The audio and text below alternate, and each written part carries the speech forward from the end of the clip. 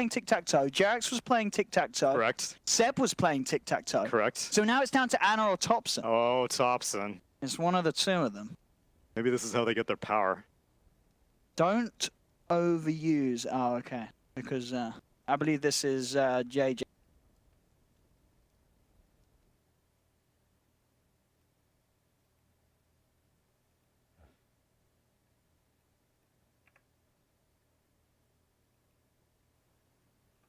These and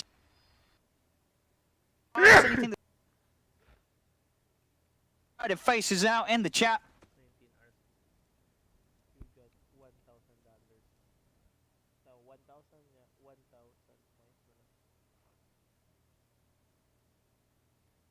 Even beyond tower taking capability, and sometimes you don't even need to use the. Once again.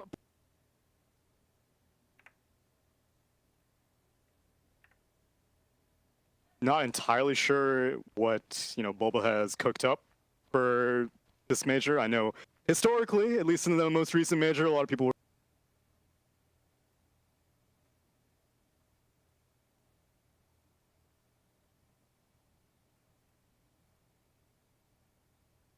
were in the first series against Complexity, he played Shadow Fiend both games against Complexity, and now he's on Leshrac. So this is a new Sumail that we have not been able to see in a while.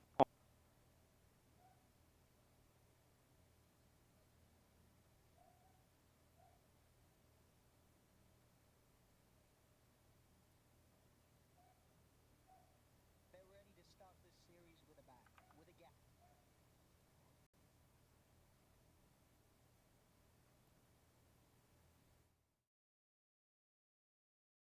And Ana. Question is, do they find anyone? They made the entrance from this angle. They may just be able to get on the high ground where EG won't expect them. Yeah.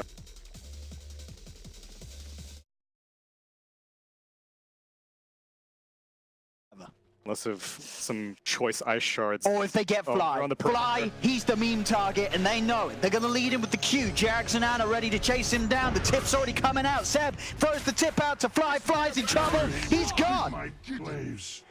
Ana just yeeted You leave out. the team, you pay with your life. Are you kidding me? It's already begun. Fly, he was dead to them long ago, and now he's dead again. All right, all things considered, though, EG did end up getting 3 of the bounty runes. Oh. So, Fly, meanwhile, but he's the like, emotional damage you have to think about, right? Yeah. That can't be quantified. I can't get any layers maybe that's on the that. problem. OG, they've got to control the emotions. Perhaps. They've got to control the emotions. Don't go all in on Fly. You lose out on the bounty room. They lost against a bunch of robots. Maybe they should learn from the robots, right? OpenAI can teach us. Remove the emotions. They're trying for a bit of a damage, a bit of a punch onto RTZ. Jarek's in with the tag team, but he's got no one to tag team with. It's a solo tag team, the saddest sort of tag teams. Yeah, so we got a tri-lane versus a tri-lane. Crit on the Shadow Shaman. Gonna be joining his Terrorblade and the Silencer in the top lane. Meanwhile, it's Tusk and Oracle with the farming Ana. So defensive versus offensive tri-lanes. Which it's gonna take a few levels before anything really starts popping off here. Oh. There's no till. Crit. Oh, He's gonna have damage. that. Woo! The shoulder bumps are real. Crit is able to get a kill back in return, 1-1 between EG and OG. He's going to look towards Jax as well. Jax will try for the TP out. He'll be able to do that, do so successfully. There's no TP cancel on Crit. Taking that level 1 zap for the kill. Yeah, Boots Shaman, 74 right-click damage. This is not a hero that you can easily trade with in a 1v1 situation. So he was able to bully out OG's supports, but Ana's been farming fine up against Arteezy's Terribly, who has not yet popped the Metamorphosis. He's saving. He's saving it. He's saving it for potential. Potential to get kills. Going to see on the side. Jump forward onto Crit. Crit. He's outnumbered. Jarex and Ana beat him down. Arteezy will not pop the Metamorphosis, but EG don't have the control to allow him to hit the hero. So they'll have to turn back towards the creep wave. But this tri versus tri lane up in the top lane is certainly giving us what we expected. Kills happening on both halves. No tail. So still a little low. Fly is heading over, but No tail has got Jarex by his side, so Fly also has to be a bit careful. Does now have Crit leading in. Crit's still level 1 though, so of course no points in any sort of disable. No tail is able to walk away. How are we looking in the other lanes? Mid lane, Mr. Sumail, 15 for 4 against Thompson's 5. Yeah, this is not an easy lane for a Pango, nor, I mean, generally there are not many easy lanes for a mid Pango. It's very, very situational. And you see Sumail is abusing Thompson. This is a healthy CS advantage. Sumail's cruising at the moment. Thompson very low. He's getting a Sal ferried out to him.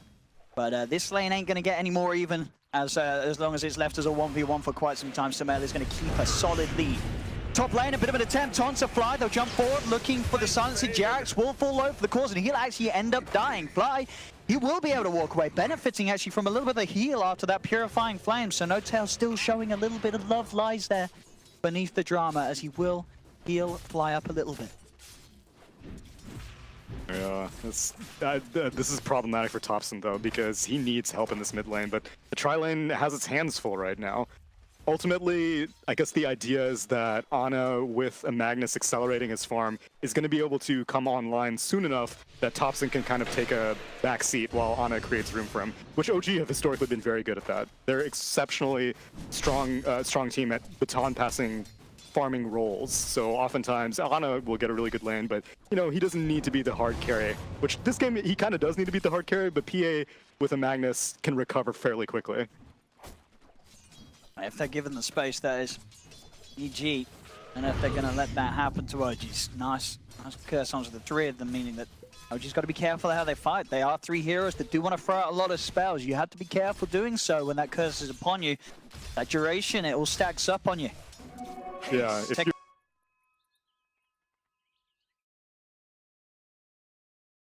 group up next to N0tail, and in theory, he may be able to purge it off. Meanwhile, mid lane, Thompson.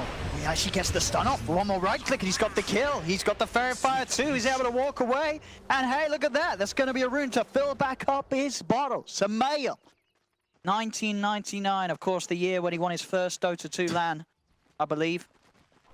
I'm sure. As a fetus. I'm sure that's how the dates work out. But he's doing it. He's crushing it in this middle lane. That's probably where the least of the drama lies, but it doesn't look like it. Sumail is just bodying Thompson. 27 for 8, 13 for 0. I mean, once upon a time, Sumail was the hottest mid around and the youngest one, and then Thompson, you know, emerging from pub star status, Sumail was once that person. But yeah, he had a haste rune to start that gank off, was able to finish it off, pick up a arcane rune. Although the TP from N0tail, it didn't seem like EG were able to take too much advantage from that, but other movement. Well, he may have overstepped the mark here. He's got one more bottle charge. He's running away, but a snowball's inbound. Here it comes. Sumail, no, it does actually quite reach him. Septo, Shockwave, he'll finish off the job. Moves over from the bottom lane, and Sumail will die. Did take him sort of three heroes hanging around. At the same time, EG's going to make for a play up top. They're leading on to Ana with the shackles.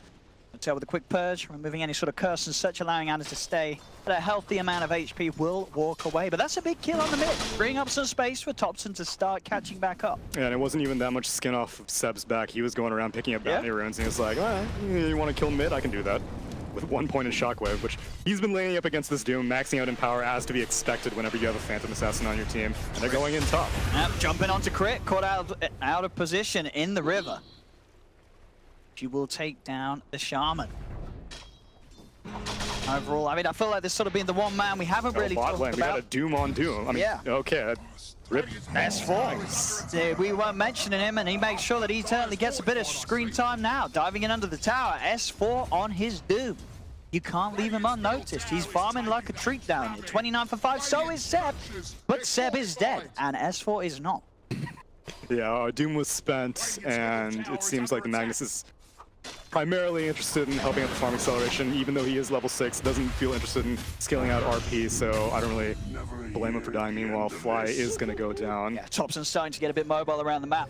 Moves up towards the top lane. He has got that 6, didn't need to use the Rolling Thunder for that move, but this is the point where the power of the mid-pango comes in. You hit that 6 at a good timing.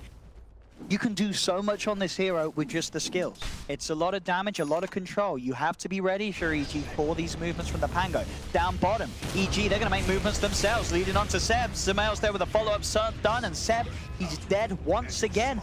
As quick as he comes back to the lane, he's going to be sent back to base by EG.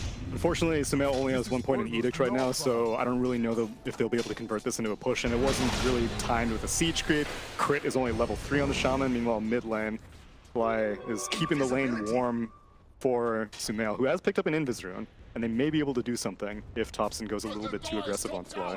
He's got the backup of the Oracle behind him, but even so, if they're quick with the plays, EG, they could get that kill. Thompson.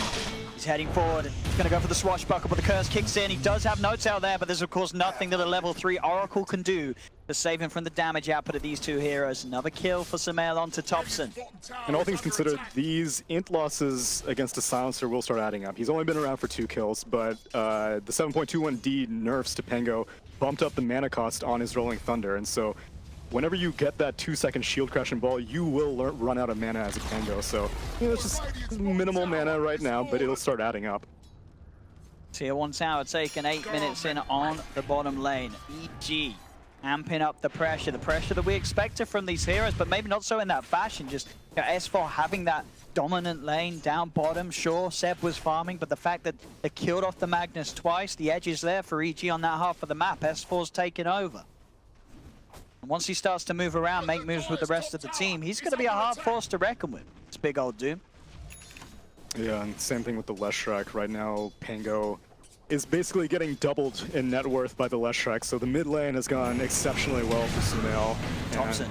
He's rolling in. Should find Fly here. A couple of bounces with the Rolling Thunder, and that will be Fly gone. See if they can go for more. Doesn't want to go towards Sumail. Has to be careful. S4's around, and S4 has Doom available. Jump down and a swashbuckle over to the other side of the river. Will get him out of harm's way. Notel on the other hand, though, being controlled by Crit and Sumail. Seb goes for the RP. Drags Sumail underneath the tower with the skewer. That's going to be Sumail dead. Notel, he's still alive at the moment. The score stuff won't kill him off. He pops the ferret fire. He's fine. He walks out.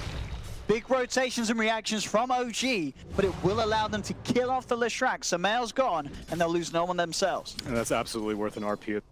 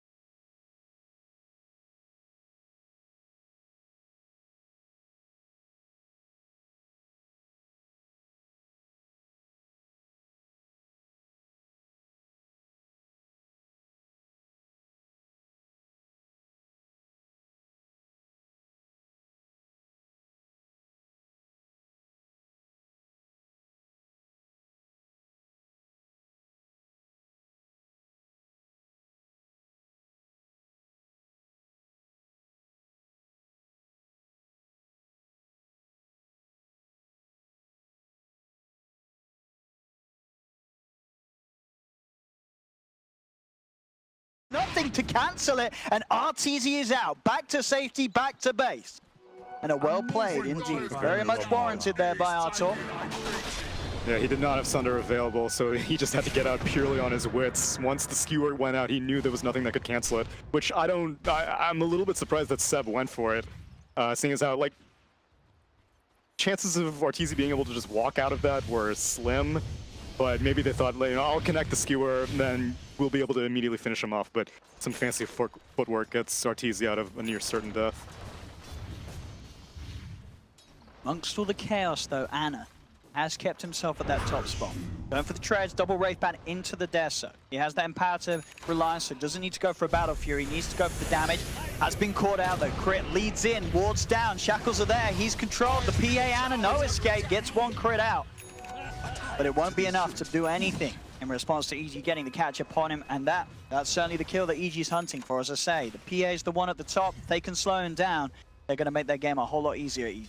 Yeah, now Sumail has maxed out Edict. Unfortunately, Crit did have to spend the Serpent Wards on that, and so the objective-taking capabilities that we were hyping up of EG still have yet to really show themselves, but you know, pick off like a Phantom Assassin, you absolutely go for the Serpent Wards in that situation, and all the experience leeching that Crit has been doing in these side lanes has paid off. See the setup around mid, Hobson and Ana. The trees. S4 the only one here, and there's going to be the ping out coming from Crit. Did ping out behind that tier 1 area, so aware that this sort of move and response would be there from OG, and he's bang on. They are hovering around the mid lane, and with that in mind, EG, they're going to look for a different angle of approach. They'll leave themselves away. Crit will move over to that more sacrificial position of soaking up the XP in the mid lane, because he knows that's the danger zone at the moment. That's where OG are going to look to make plays. If he can see himself there, pick up a few levels, RTZ can continue to hit the creeps in the jungle. EG's going to be happy with the pace that the game's at. The only thing that gives me kind of pause is the fact that, so they did spend Serpent Wards, and the other support on the side of EG, the Fly Silencer, has global available, and they have not really tried to do anything with it. So it's possible that they're just hoping to use it for counter initiation as opposed to trying to find kills.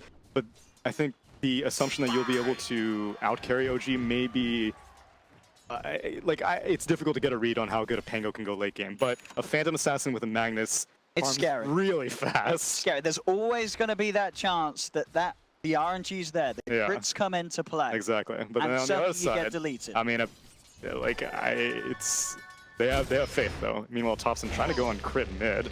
It's going to be turned around upon crit. Shackles, Thompson will jump to the side. Global Silence comes out, but it's after the Rolling Thunder cast was successful. So he's already able to start rolling himself away, Thompson, and get himself out of harm's way. They look towards Notel, very low. They should be able to chase him down. I don't think there's much that he can do to escape. He's got a lot of EG chasing him. The call has been made by Notel, and he wants to die. RTZ wants to take the last touch on that, get himself that extra bit of gold going on the Terrorblade. No, Fly gets the end. Certainly fine. Does. Fly stealing a little bit of Notel's brains. 8 intelligence at the moment on this silencer. And no surprise there at all. Samael, with the start that he's had, an incredibly fast dual scepter timing. Yeah, this is going to make setup so easy as they just straight up doom the Magnus. Walking in past the tower. They're ready to go for this. The crits are there though onto S4. Anna did just pick up the Desolator before this fight, so you've got to watch out for this PA's damage output. Turning towards Samael. Samael getting critted down as well, purging out of the Yule Scepter. It's a double kill for Anna. They have lost Jarex on the side of OG, but a fantastic bit of timing there well, we just talked about the great timing on the Yules, but the fact that Anna has this Deso this early on, 14 minutes in, you've got to be careful going for these dives. Can you really blame EG? Probably not. They didn't really know or expect that he'd have that Desolator complete at that moment, but he did, and it allows him to get those 2 quick kills, move on to the mid-tower push, and indeed, I think that's about sort of the similar fastness that the Yule Scepter was from Samael in comparison to the average. 8 minutes and 12 faster than the average this patch. Anna and Samael, they're both going off. Who's going to come out on top? We'll see at the moment, though, off the back of that fight. Anna, he's jumped massively ahead in farm. 2k clearance above both RTZ and Samael. They're into the pit. OG, it's been scanned out by EG. Can EG put a stop to this? Leshak wants to do something, but he's shard. It's going so quickly. Can't get in. They've got it. There's nothing that EG can do to get there in time. So now Anna, he's got an Aegis as well.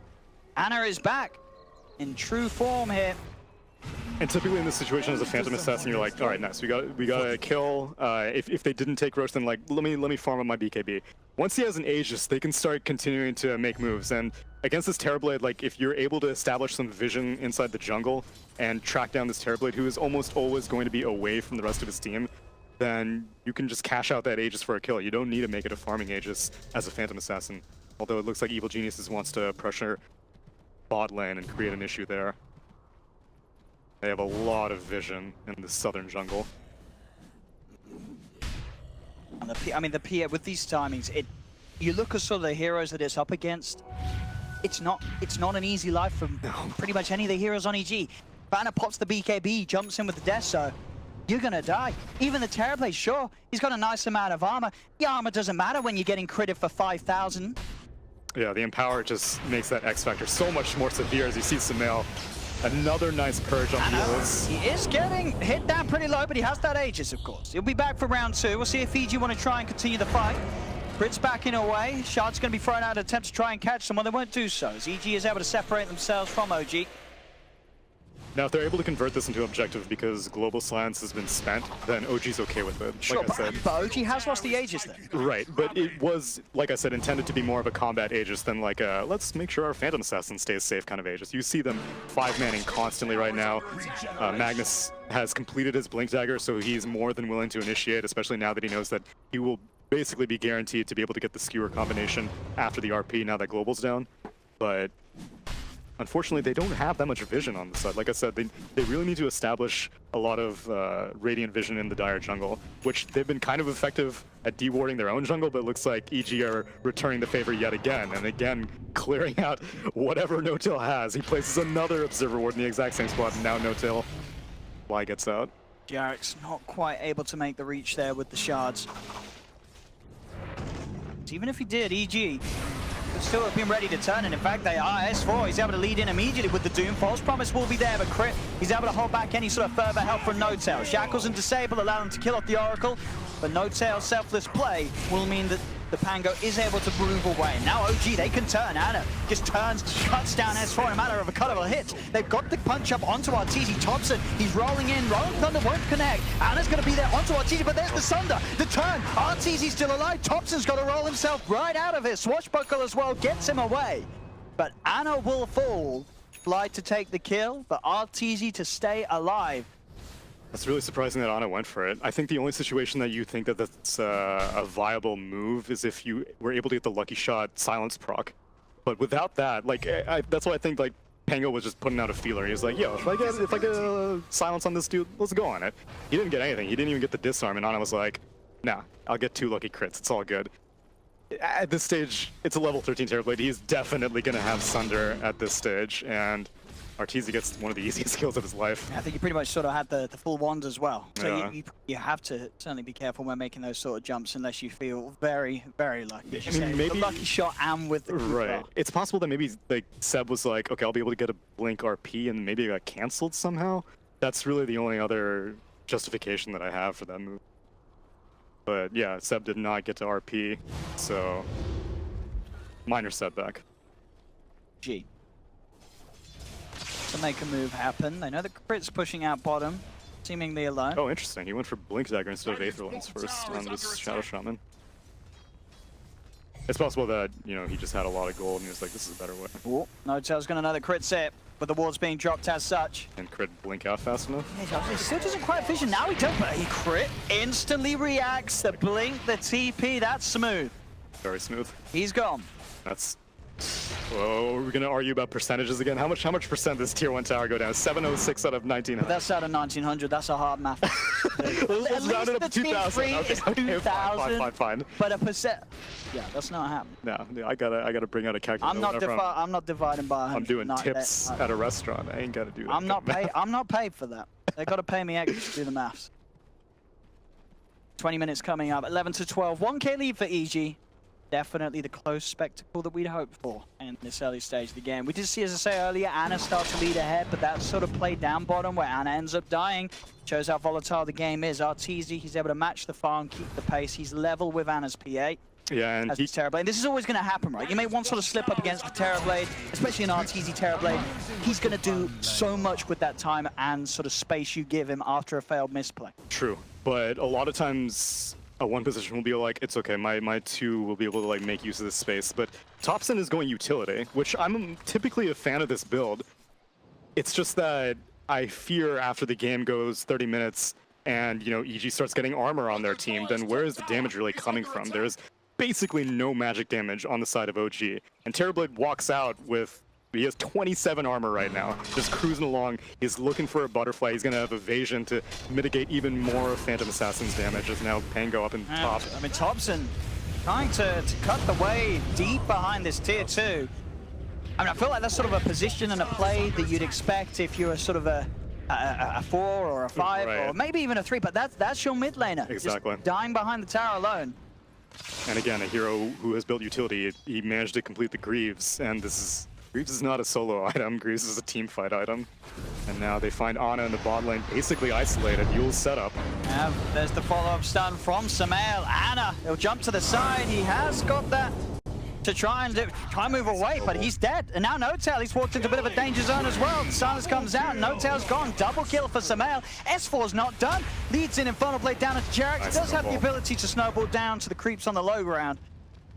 And that should be enough to get him away. S4 doesn't want to jump in any further. They'll let that one slide, but still EG quick to pounce onto the 2 of them. And interesting decisions as well. We see well, obviously Arteezy going for the SNY on the Terrorblade, which but that, that's fair enough. We're seeing that, but the fact that Ana, he was queuing up the BKB, but decided to finish off the SNY before getting the BKB. And in a game against heroes like the Leshrac, like the Silencer, sure you have got the backup of the Oracle, but still you get caught out by that Yules into splitter combination. You're probably gonna die if the Terrorblade's around. Yeah, No-Tail basically needs to stay handcuffed to Ana at this stage, because Fortune's End being able to get rid of these Dual Scepter setups and obviously the false promise, assuming he's able to outplay the Silence. So in the previous series, we saw an Oracle outplay Silencer by pre-channeling the Fortune's End on himself whenever his team initiates, and then obviously Silencer immediately pops the global, which cuts off the channel, purges off your silence on the Oracle, and then you can start false promising people. It's not as easy because OG have not really been doing that much initiation. Seb has had this Blink Dagger on Magnus for quite a while, and we have not seen a Blink RP. Maybe things will change here. They're moving up with the smoke, but it is only Crit. Crit, he's already well out of this position, so OG won't find anyone up here for now.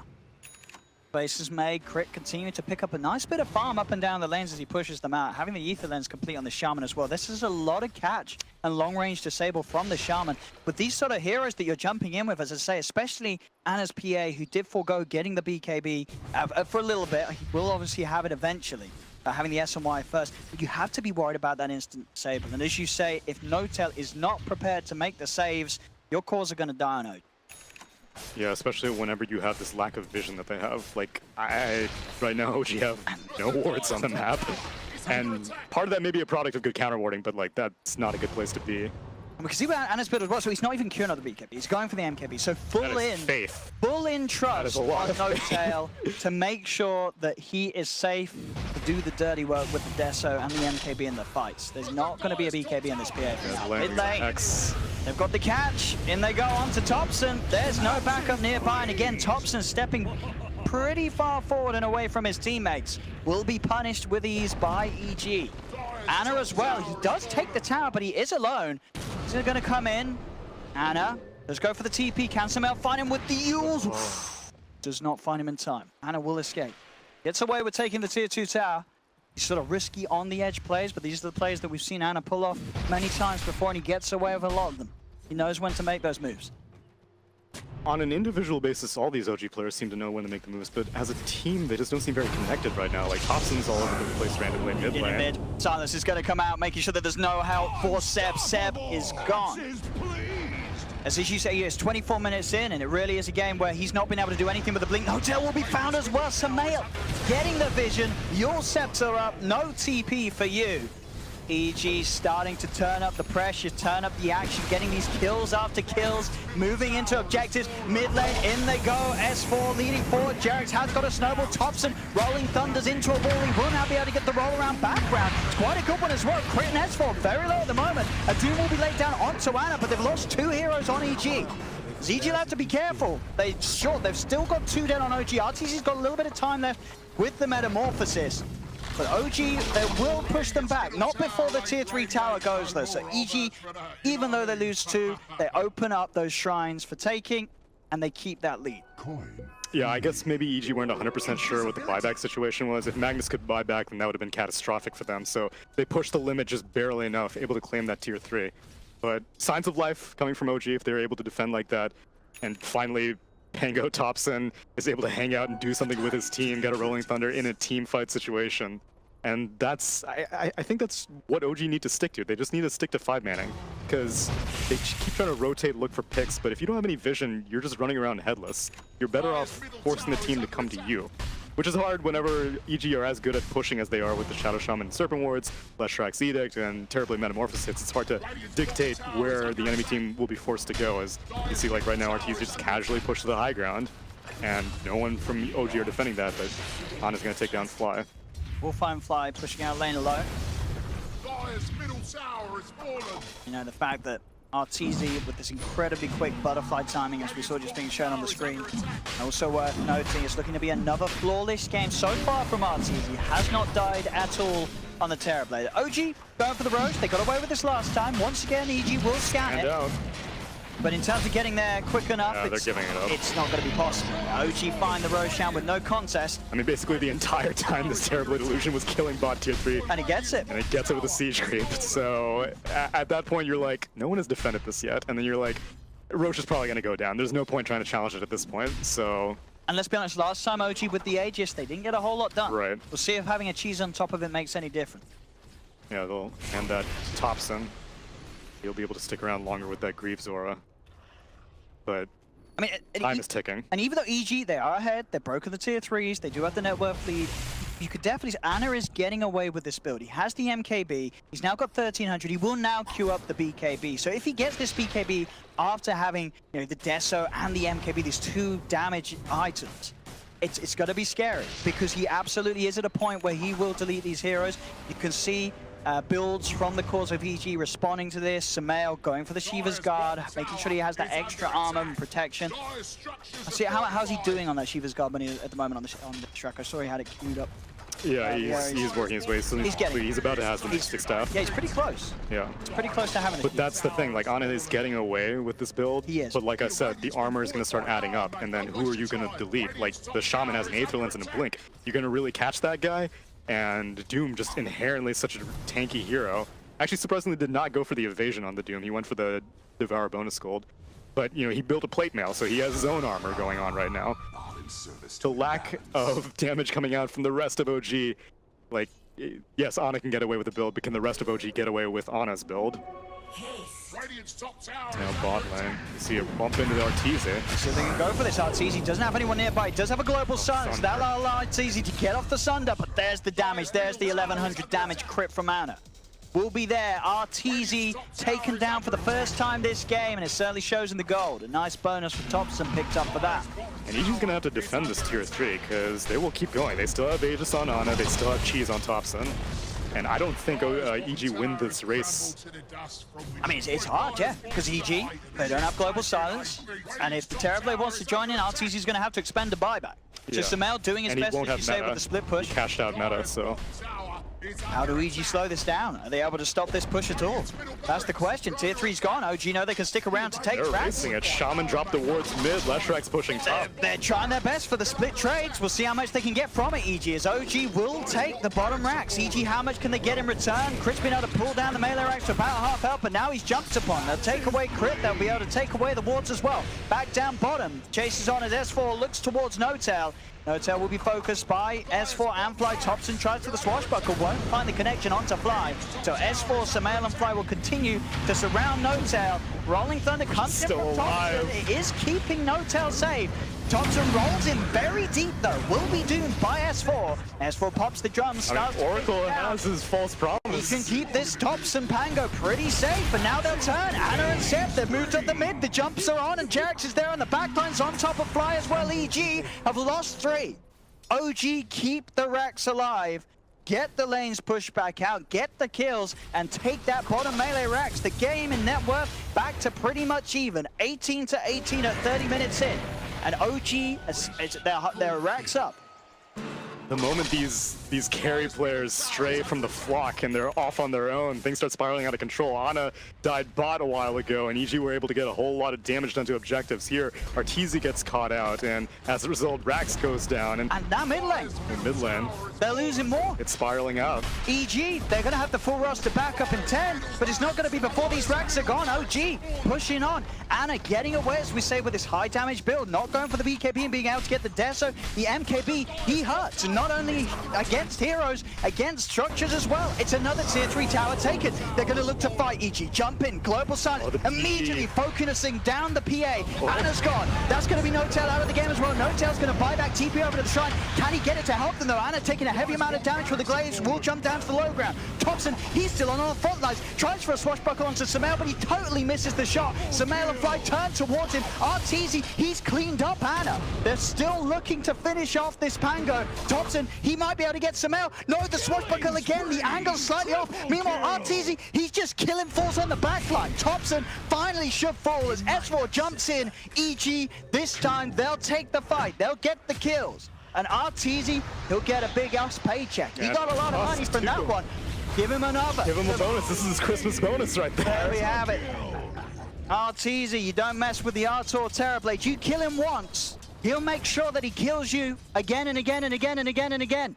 Thompson was trying to fall on the sword there. He was like, it's okay, guys. I will take it. Arteezy did not take the bait. He very, very deftly sidestepped some Rolling Thunders and was like, I don't need to deal with you. I'll let Leshrac deal with you. I'm going to kill the rest of your team. Proceeded to mow down the Magnus and the Phantom Assassin. Tusk end up getting caught out by a Yule's initiation. And EG are just going to return the favor now. It's EG's turn to put OG in the hot seat. Down the mid lane they go, Serpent Ward's down, the Edict's out, they'll take the mid melee racks. Yeah, TB did not have meta anymore, so he was just going to chill out and farm, but they take a full set of racks, which they're still objectively down. They're down 2 raxes, whereas OG have only lost this 1 rax.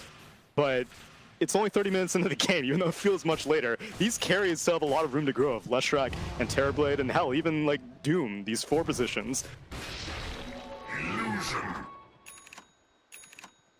Crazy game. A game where, say a minute ago, it's like, okay, OG, they're taking 2 racks. It's all golden for them, but suddenly, EG strike back. Arteezy gets back on track himself. And he's looking for a Satanic now. That'll do it. That'll do it. That'll make him, good luck trying to kill him again. Sure, you may be able to end the game around him, but killing the Terrorblade won't be too easy. No, it's really only Ana who can do it. Who hasn't completed a BKB now. Yeah. It is a 10-second BKB, so he has a solution for this Leshrac. Could be the game-ending BKB as well if they find a fight with it. But yet again, No-Tail's really going to have his work cut out for himself. Hobson, he's going to walk in. He's going to be immediately doomed upon the global silence out as well. They're onto the Pango. Toxin's out of the fight. Ana pots the BKB. He's going to try and commit onto Arteezy on the side. Crit holding back Seth. Snowball will be there from Jarek. The Thunder that brings us follow. Sumail finds the Oracle on the backlines. Thompson has brought back Arteezy. He's still alive. Can they get him back to safety? He's backing away. The disables are there. Crit turns. They've got the lockdown onto Ana after the BKB ends. The PA is dead and gone. They're looking for more. Sumail's trying for Jarek. Jarek will get himself away under the cover of the invis, and Seb TP's out. Sumail's still hunting. Find anyone's a little low on mana, and Jarek will be able to get himself out of there. But that's 2 buybacks being used by OG, both Thompson and Ana buying back. They were not able to get themselves in a situation where they could keep the fight going in EG's base. Arteezy staying alive on very, very low health. And with no Metamorphosis spent. So he's ready to start taking some objectives if the opportunity shows itself. This is a scary time for OG. Roche has potential to respawn in 20 seconds. We'll see if EG are going to wait out for that. But, I mean, now that you have 2 buybacks off on the table, OG have to play so carefully now. They do. You got to watch out. TZ and the gang ready to go. Roche, let's see. Should be still a bit of time left on them. Well, potential respawn. Okay, so it's a late Roche. 2.5 minutes. Still, though, crucial to remember that 2.5 minutes, that's still going to be what, when there's at least a couple of minutes left on the buybacks of OG. Exactly. If you get that Roche as EG and you're able to push him with Aegis Cheese Refresher Shard, yep, I mean, you probably what you give the Refresher Shard to the TB or the Shaman. It's a hard bet. Yeah, Double wards is nice, but also having the fact of that extra duration of the medic. Since I think it'll be a game-ending Refresher Shard, I think they would just give it to the Shadow Shaman. And Shard's S4 is getting chased down. They found him. Tops is in with the Rolling Thunder. S4 surely will go down here. Ana jumps in. The Doom is dead. Has buyback. But these kills as well around this time, around this. Yeah, because I mean, 2 minutes where Roshan could be. EG has no idea what Roche status is. This Roshan, it's the hot one. The last 2 didn't seem to do anything. I guess that the second one did allow them to clean up those 2 racks, which was pretty big. They get a third one. Who knows what's going to happen? They see Ana prowling around on the map, so they're pretty positive that there's no Roche being taken right now. But the second he goes out of vision, then like maybe he's...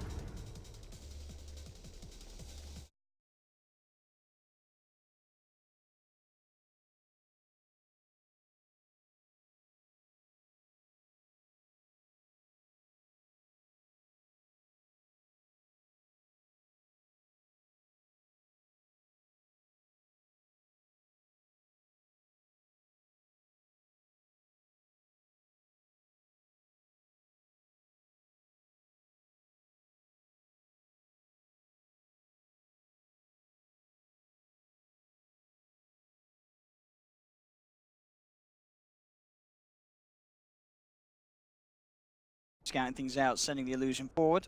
Getting the info required. I mean, they know that OG's hovering around that pit. That's the point of the map that everybody's interested in. Siana having to defend this bot lane. Does not have Blur available, so he's just gonna have to show himself. And now EG is starting to take over the southern jungle.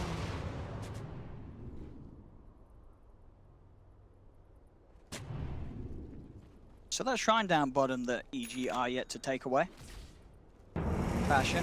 And picked up here by Anna, so that extra sort of chance of catching out the Terrorblade. Catching out Arteezy has to be prepared to sunder maybe a little earlier than he would do before, because one bash comes in, he could be gone.